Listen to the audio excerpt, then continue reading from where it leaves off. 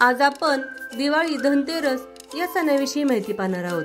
त्याआधी जर तुम्ही आमच्या चॅनलवर नवीन असाल तर आमच्या चॅनलला सबस्क्राइब करायला विसरू नका। अश्विन वद्य त्रयोदशीला धनतेरस असे म्हणतात। या सणामागे एक अशा अनेक कथा आहेत। कथित भविष्यवाणी केल्याप्रमाणे हेमा या राजाचा मुलगा वयाच्या 16व्या वर्षी मृत्यू पावणार असतो। आपल्या मुलाने सर्व सुख पाहावीत बघावीत म्हणून राजा आणि राणी राजपुत्राचे लग्न लावून देतात। लग्नानंतरच्या 4थ्या दिवशी राजपुत्राचा मृत्यू होणार असतो। या रात्री राजपुत्राची बायको त्याला जागृत ठेवते। त्याच्या अवतीभोवती सगळीकडे सोन्या चांदीच्या मोहरा ठेवले जातात। महालाचे प्रवेशद्वार सोने व चांदी यांनी भरून रोखले जाते।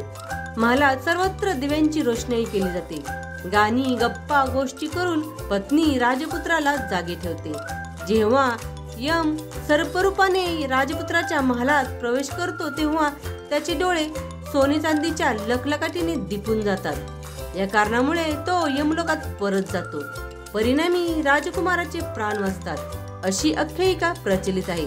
त्यामुळे या दिवशी संध्याकाळी दक्षिणेकडे तोंड करून कणकेचा एक दिवा लावला जातो। घरात कोणाचा अपमृत्यू होऊ नये यासाठी प्रार्थना केली जाते।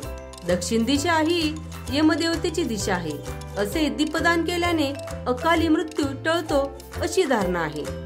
धनतेरस बद्दल अजून एक दंतकथा आहे। देवांनी जेव्हा दैत्यासोबत समुद्र मंथन केले तेव्हा त्यातून देवी लक्ष्मी प्रकट झाली आणि धन्वंतरी अमृतकुंभ घेऊन बाहेर आले। त्यामुळे या दिवशी लक्ष्मी आणि धन्वंतरी यांचेही मनोभावे पूजन केले जाते। धन्वंतरी हा वैद्यराज आहे। त्यामुळे आयुर्वेदाच्या दृष्टिकोनातून हा दिवस धन्वंतरी जयंती म्हणून साजरा केला जातो। आयुर्वेदिक चिकित्सक धन्वंतरीचे मनोभावे पूजन करतात। प्रसाद म्हणून कडुनिंबाची बारीक केलेली पाने साखरेसह देतात। कडुनिंबाच्या पानांचे ग्रहण केल्याने सर्व व्याधी नाहीशे होतात। धन्वंतरी हे आरोग्याचे दैवत असल्याने दीर्घायुष्य आणि आरोग्य यांचा लाभ होतो।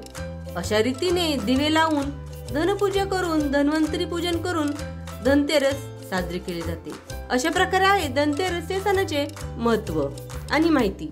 आमचा व्हिडिओ आवडल्यास लाईक व सबस्क्राइब करायला विसरू नका। धन्यवाद।